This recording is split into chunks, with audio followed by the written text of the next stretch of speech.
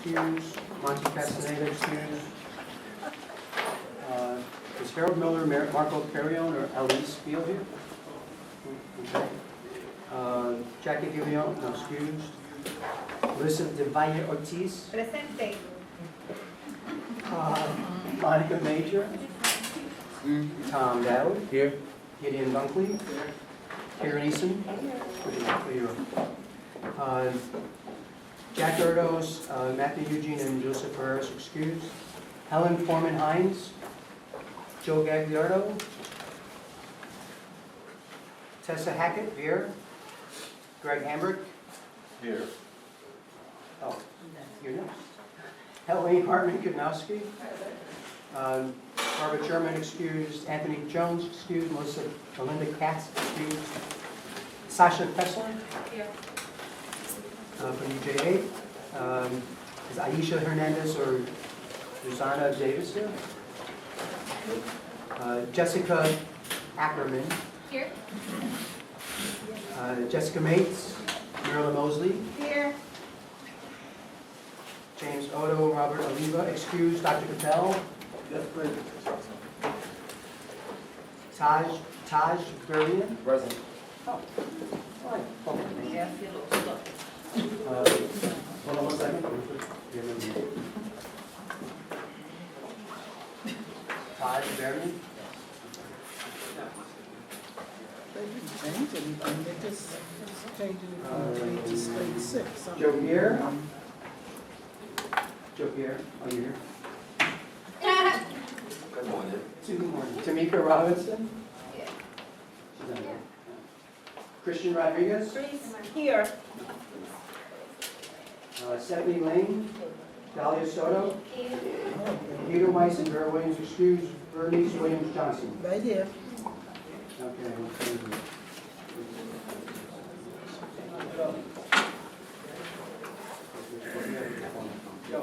Yeah. Okay. Joe, I think Joe probably had another function. He's what? He's out of function, so. Nobody informed. Okay. Thanks, Gideon. We'll mark it down as an excuse. Okay, good evening, everyone. Welcome to the meeting. Hope all is doing well. I appreciate everyone making it to the meeting.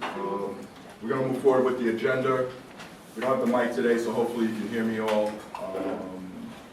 Just a bit of housekeeping. We discussed it at the last meeting. If you haven't done so, the conflict of interest forms that were passed out last week, there are a few people that did not complete the form. It's important that we do complete that and have that on file. So if you don't remember filling out the conflict of interest form or the contact update form that has all your updated contact information, phone numbers, email addresses, so forth, please fill that out so that we have everything on file and up to date, especially if we need to reach out to you regarding any board correspondence. Next up, the minutes from the last meeting. It was emailed and you should have it in your packet, and hopefully everyone has reviewed it. If there are no questions or concerns regarding the minutes from the last meeting, I'd like to entertain a motion to accept the minutes from the last meeting. Please state your name for the record. It's been moved by Melissa. Seconded. Properly seconded by Joe Pierre. All in favor, say aye. Aye. Abstentions? State your name, please. Marilyn Mosley. One abstention, Marilyn Mosley. Any other abstentions? Okay, there being no additional, so moved. All right, next up, in a bit of board correspondence. So we have one action item that came up, and if you remember last meeting, we did a little bit of a clerical change in terms of the 6-year term limit for board members. And when we did it last time, we did not apply it for every single board member and for the board members that are representing the low-income communities. So I need to read this change in the bylaw, and then I can't entertain the motion. We're going to have to pass it off to another member who's going to entertain a motion. But we need to do this action item just to clear up the confusion in the wording that we did at the last meeting. And it reads, the bylaw change of terms to 6 years applies retroactively. And the change in that is retroactively to all low-income community members, those currently in their second terms, and all others. Each of those members' terms will be 6 years, starting on the date they originally joined the CAB. So just to clear up the confusion, now we're applying it to those members in their second terms from the low-income community, and that's the new bylaw. So I'm going to pass it off to Joe. We need to take a motion. I've got a motion in a second. Okay, so I can do that. Let me read it again, just so everyone is clear when you take the motion. The change in the bylaw. The bylaw change of terms to 6 years applies retroactively to all low-income community members, those currently in their second terms, and all others. Each of those members' terms will be 6 years, starting on the date they originally joined the CAB. So I'd like to entertain a motion to accept the change in this bylaw for the 6 terms retroactive. All right, it's been properly moved by Marilyn Mosley, second by Gloria Benfield. All in favor, say aye. Aye. Abstentions? Those opposed? There being none, so moved. Thank you. Next up, I'm going to ask Jadine Fernor to come up. Oh, before you come up, Jadine, I apologize. Yep. So, a couple other things. Those who remember Sandy Myers, who was on the board representing UJA, is no longer with that organization. She accepted another position with the organization, hence eliminating her private sector membership on the board. So I'd like to welcome in her placement from UJA, Ms. Sasha Kessler. Sasha? Oh, there, okay. Sasha, so Sasha will be replacing Sandy as a private sector member from UJA. Sasha, just want to give you a minute or two just to address the board or say anything if you choose to do so. Sure, hi. I'm a new staff member in Government Relations at UJA Federation. We're working on city affairs, so very similar to what Sandy did. I live in Washington Heights, but soon to be a Riverdale resident, and excited to be part of this community. Great. Thank you. Welcome to the board. We look forward to your service. Tell Sandy we're going to miss her. Good to have you. Will do. Good to have you. Next up, Jessica Ackerman. Is she here? Okay, Jessica, nice to meet you. Jessica Ackerman is here on behalf of the council speaker and representing council speaker on the board. So we welcome you as well. Jessica, want to address the board? Say anything? Sure. It's a pleasure to be here. I'm here on behalf of Speaker Melissa Margarito. I work in the City Council's Finance Division as a central staff member, analyzing the budget here at UICD and at the City University of New York. Thank you, Jessica. Appreciate that. From Senator Bill Perkins' office, I hope I'm pronouncing this correct. It's Todd. Taj Berrien? Yes, sir. Okay. Taj Berrien is here on behalf of Senator Bill Perkins' office. Taj, anything you want to say to address the board? Hi, everyone. My name is Todd Berrien, representing Senator Bill Perkins' office. Thank you to be here. Okay, short and sweet. Okay, good. Welcome to the board. We appreciate it. So I'd like to entertain a motion to recognize these new members: Sasha Kessler from UJA, Jessica Ackerman from the Council Speaker's office, and Mr. Taj Berrien for Senator Bill Perkins' office. It's been properly moved by Marilyn Mosley. Second. Been seconded by Karen Eason. All in favor, say aye. Aye. Those opposed, abstain. There being none, so moved. Thank you and welcome.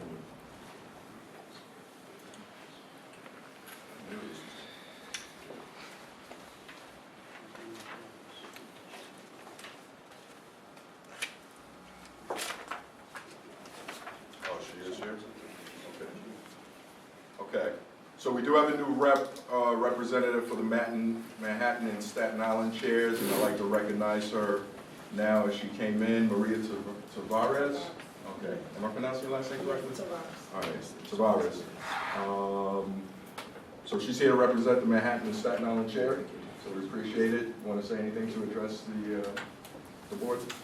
Well, I'm Maria Terraza, and I'm from Washington Heights. I've been a community activist for 20 years. Up in the Heights, I work for ACS. I also do teams that are at risk. I do programs like that, helping the youth, and also with the senior citizens. And I'm very involved in my community. So I'm glad to be here and to create this for my community. Right. So the board is growing, so we appreciate that. We look forward to you serving. So with that said, I'd like to recognize the appointment of Maria Tavares, representing the Manhattan and Staten Island Chair. So I'd like to entertain a motion to recognize her as a rep. It's been properly moved by Karen Eason, Second. and second by Marilyn Mosley. All in favor, say aye. Aye. Those opposed, abstained, there being none, so moved. So I think we took care of all of the new reps and people. Okay, great. All right, Jadine Fenor, now we're ready for you. So Jadine is going to come up and go over the financial and program quarterly reports, which should be in your packet now. Hello, good night. I want to thank you all on behalf of DYCD for coming out, your time and dedication. If you guys can work your way through the financials that were handed out. Currently, we have $33 million in CSBG funding. Of that amount, we dedicate about 80% of it to direct services, which represents about $26.4 million.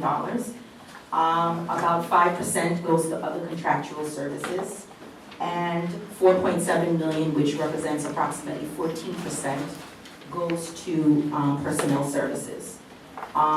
We currently have spent year-to-date $6.7 million of that funding.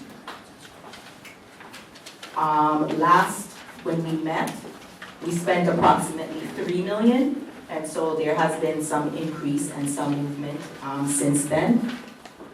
Before I continue, does anyone have any questions?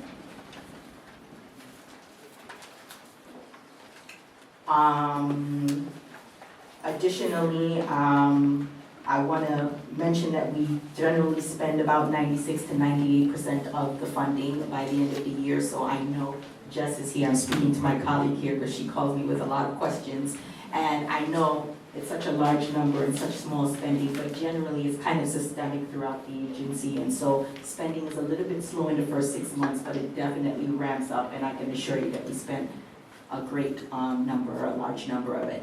So if anyone doesn't have any more questions. Or any questions? Thank you. Questions, concerns? Okay, great. Another short and sweet one. So with that said, I'd like to entertain a motion to accept the financial and program quarterly report. Been properly moved by Thomas Dowd. Second.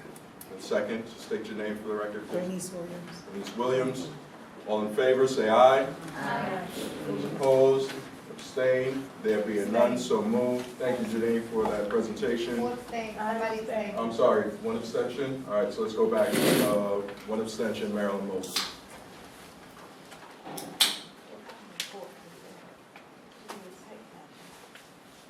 Next up is the commissioner's report, so I'm going to ask Sandra Gutierrez to come up and give her report. And after he speaks, can I say something about the report? Sure.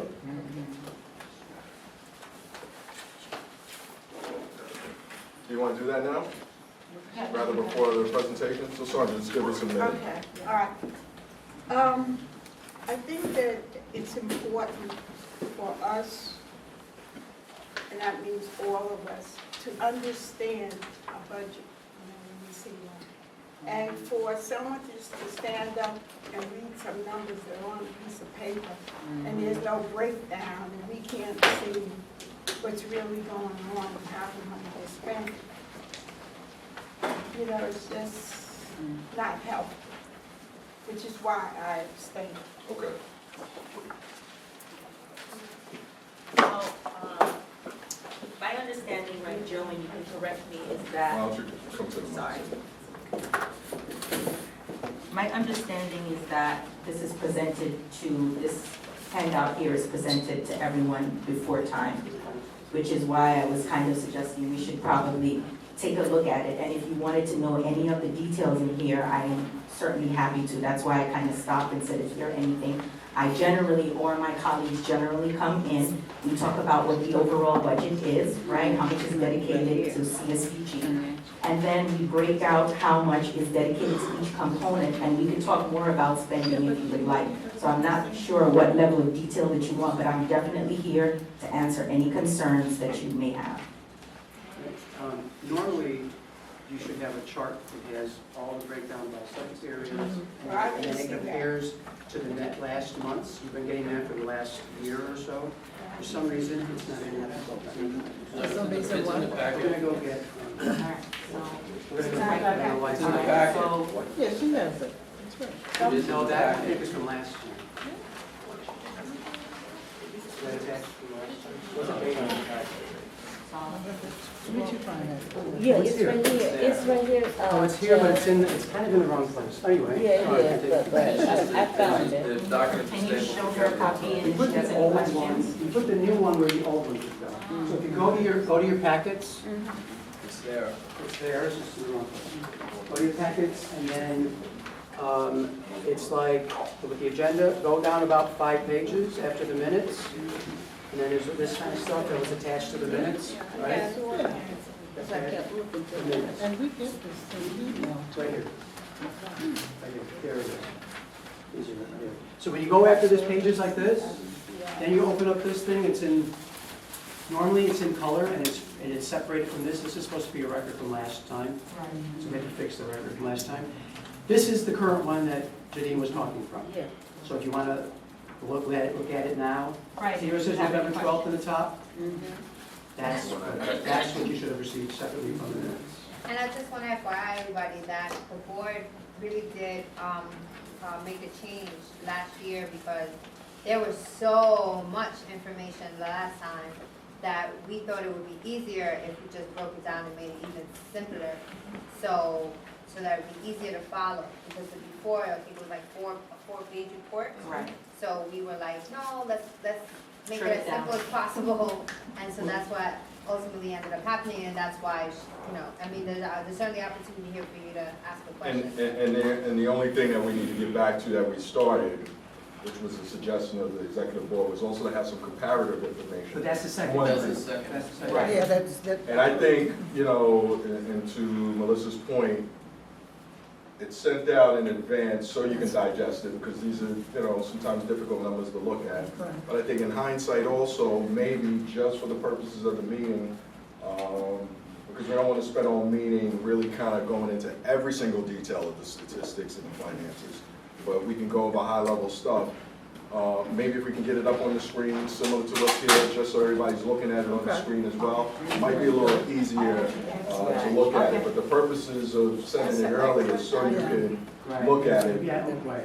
and it's understood. So, but we don't want to spend every, whole meeting on every detail, but we want to also really go over the high-level stuff, and if you have questions, kind of address it, and I think that'll solve the issue for the next meeting. And I So I can give, apologize, we did the wrong thing. and I You have it can, now, Franny, right? sorry. That's okay. And I can give a brief overview on how you read this. So if you want to look at the top panel, if you're looking at the page and everyone is on the page, it starts with the first column, which at the top it says total funds available. In that column, all of these numbers, it shows you how it's appropriated. So I started off saying that there's 80% devoted to program contracts. Program contracts include the neighborhood development group, immigrations, all of these direct service components. And then next to it, what's associated to those are the amount of money that we devote to it. In the next column, you will see that it has the number of awards, right, that we have devoted to these contracts. And then this is where it might get a little bit confusing because we have year-to-date expenditures and year-to-date payments. And I want to clarify what those are. So the payments are what our providers actually submit for payment. What we do is we do a 2-month advance, right? And so the 2-month advance is in the year-to-date payments. and that money hasn't really come in yet. And so that's why when we report, we're reporting on the year-to-date expenditures, not including the 2-month advances that we give to providers to kind of help them, start the program before they can actually start submitting payments. And then what you see in the last column is the balance of what's left. Okay, so, and just going down in each component, that's exactly what's happening. And then one of the things that I mentioned, because I said my colleague is here and she's always on my back about spending, is that, 6 months in, you would expect, because it's half of the year, that you would spend a large portion of the funding. But like I said, it's systemic throughout the agency and a lot of our programs where it's really tough for providers to get up and running and it's a little bit slow. And then after 6 months, they just start blowing out the numbers through the gates. And again, like I said, historically, we spend about 96% or 98% of the budget. So we don't leave anything on the table. Do you have any more questions?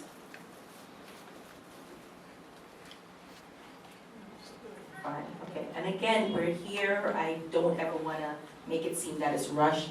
If I'm going too fast or my colleagues are going too fast, you should slow us down because we're here to be transparent. Thank you. Marilyn, thanks for asking. So at least now we know, go forward, we'll tweak it just slightly for the next meeting. All right, Sandra, you are up now.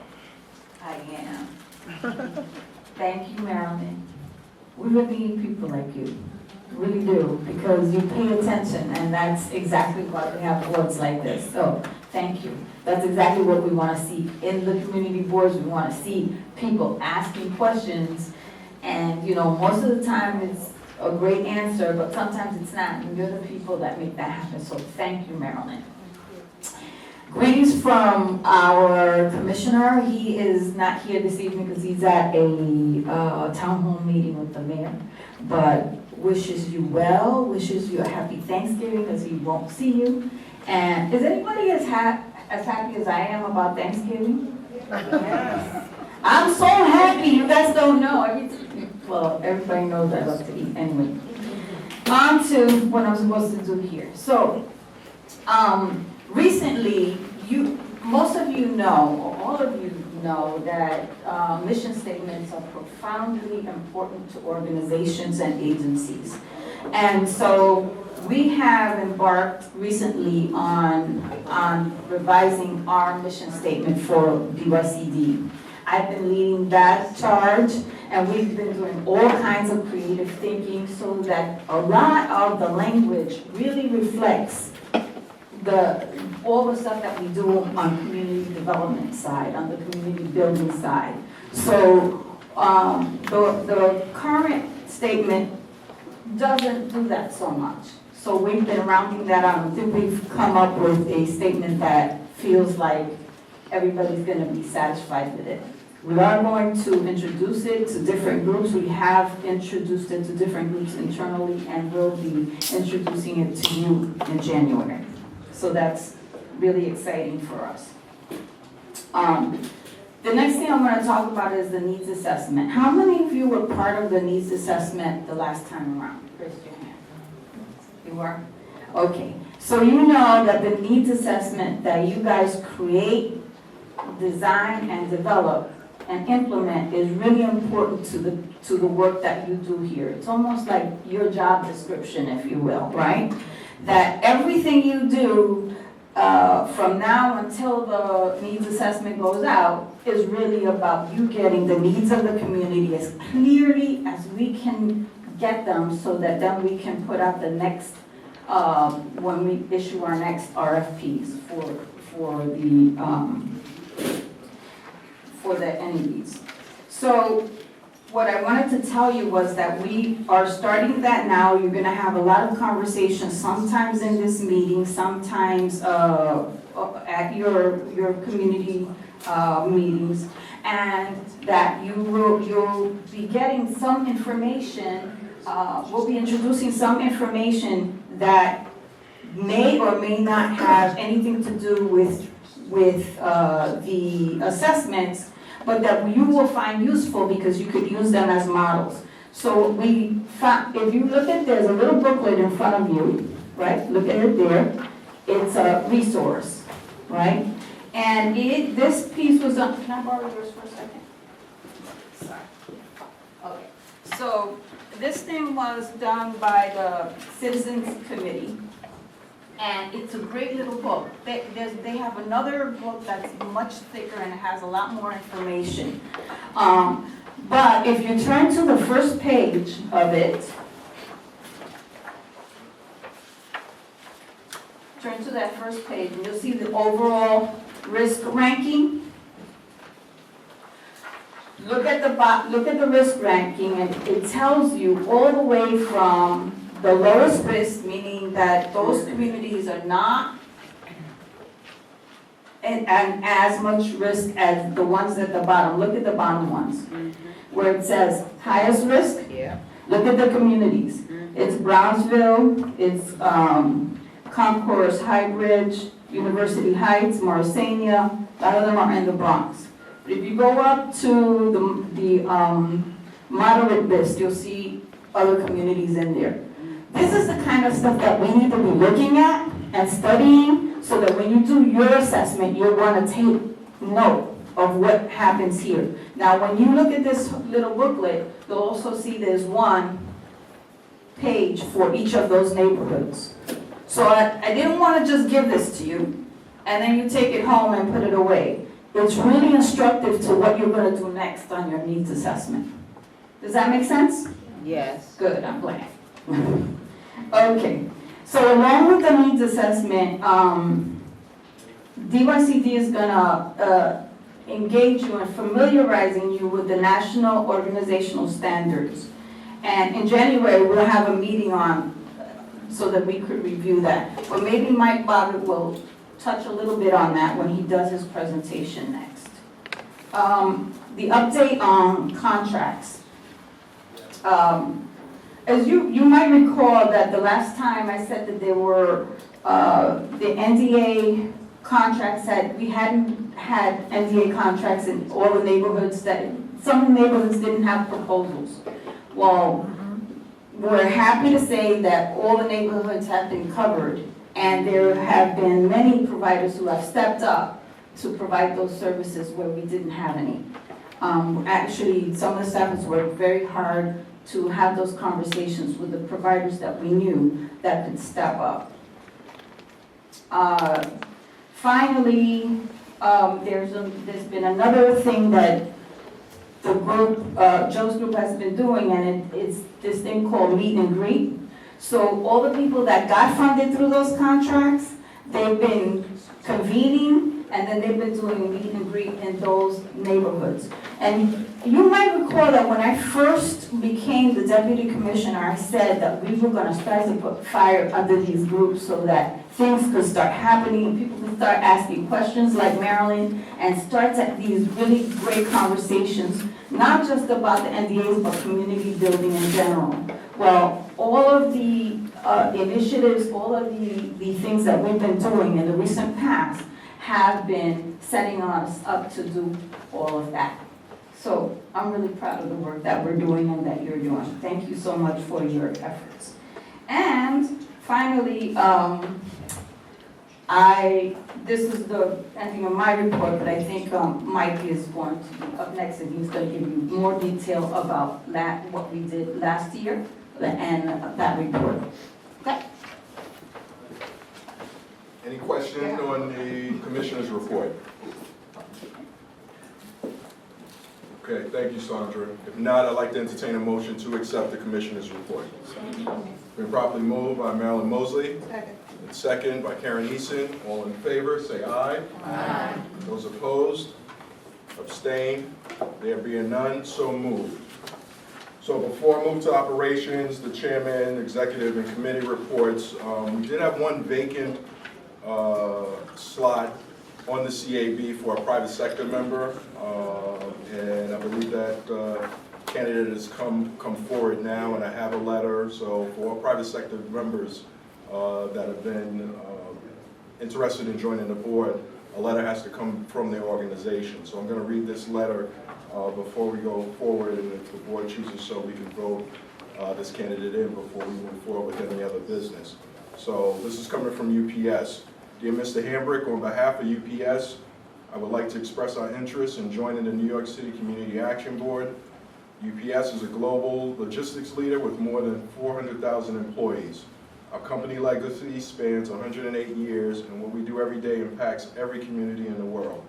At UPS, we understand that our communities are made up of our employees, our customers, our suppliers, and our future. Our corporate presence in New York City dates back to 1930 when UPS moved its corporate office to Manhattan. In 1951, UPS founder Jim Casey established the UPS Foundation with a mission to help build stronger and more resilient communities. And that's exactly what we've been doing for more than 60 years now. To us, giving means more than writing a check. It means combining employee skill, passion, and time with our logistics expertise, transportation assets, and charitable donations to make a measurable difference in society.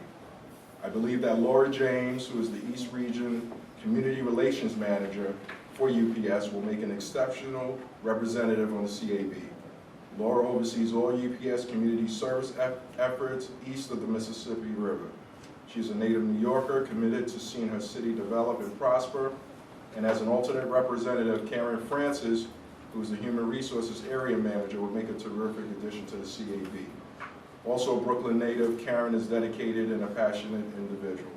She's respected by her peers, her teams, and members of her communities. If you have any questions on Laura or Karen, please feel free to contact me. Sincerely, Bernard Collins, who's the Vice President of HR for UPS East Region. So who's present here? Is it Laura James? Oh, that's you. You're right in front of me. Don't do that. That's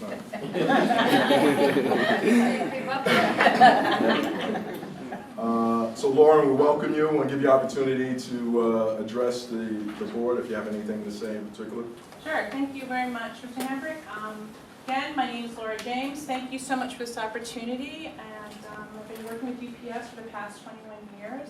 I am a native New Yorker, born, bred, and raised in Brooklyn. I'm only back really for 7 years. But I love the city in its entirety. And currently, in addition to my responsibilities representing employee engagement, volunteer opportunities, and being a representative of UPS's charitable arm, the UPS Foundation, I also currently sit on the board of St. Luke's Alliance, which I know is a friend to CABS, and I also sit on the board of Playworks, which represents New York, New Jersey, and advocates for recess for children in public schools.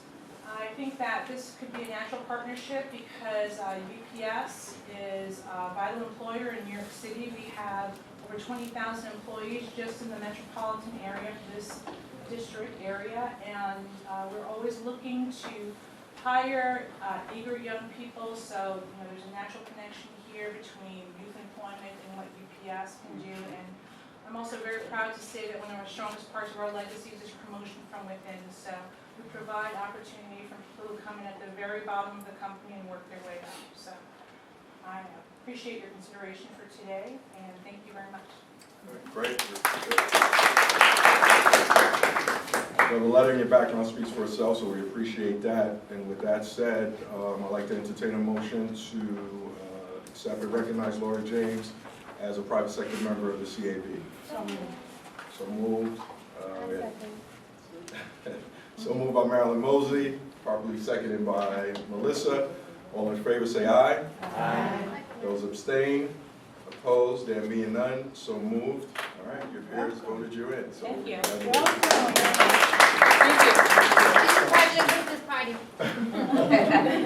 So we can get us, is she sitting there? Okay, that's fine. As we move forward with the agenda, feel free, I know a lot of what we're going to talk about, some of it is new, so feel free to stay for any voting as you get acclimated. And certainly reach out to us if you have any questions, and we look forward to working. Thank you. Okay, so next up, Chairman's and Executive Committee report. Nothing specific in terms of my report. We did meet as an executive committee, as we always do. So there are a couple of action items in terms of the governance committee. So I'm going to highlight a couple of those and then defer the rest to the chair, Joe Pierre. So if you remember, we talked about Sandy Myers, who is no longer on the board representing UJA, and she was a member of the executive committee. So her position of third vice chairperson is vacant. So we will be voting to elect a person for that position today. And also the secretary position, which was properly held by Clary Phillip, who I mentioned at the last meeting, his term expired. That position has been vacant. So we did send out emails. I know a couple of emails circulated with instructions on those who are interested to put their name forward to be vetted. So we do have 2 people that are interested in both of those positions. So Gloria Benfield, who represents Bronx Region 2, has expressed interest in the secretary position, and Karen Eason, who represents Staten Island Region 19, has expressed interest in the third vice chairperson position. Before I move forward, I want to give anyone else the opportunity, if they're interested in any one of these positions, now is the time to show their interest or consideration for that position. Anyone else interested? Anyone else interested in the secretary or the third vice chair position? Mr. Chairman, I move that we close the nominations. Okay, No so, one else seems to be interested. okay, so fair enough. So we don't have to go through any strict voting process. So let's do this separately. So I want to entertain a motion to accept first Gloria Benfield to the executive committee in the secretary's position. Okay, state your name, please. Thomas Dowd. It's been probably moved by Thomas Dowd, Second. probably seconded by Marilyn Mosley. All in favor, say aye. Aye. Those opposed, abstained, there being none, so moved. Congratulations, Gloria. Look forward to working with you. Thank you. And now for the third chair position, entertain a motion to accept Karen Eason into the position of third vice chair. Karen, right It's been properly moved by Joe Gagliano, Second. second by Marilyn Mosley. All in favor, say aye. Aye. Those opposed, abstained, there being none, so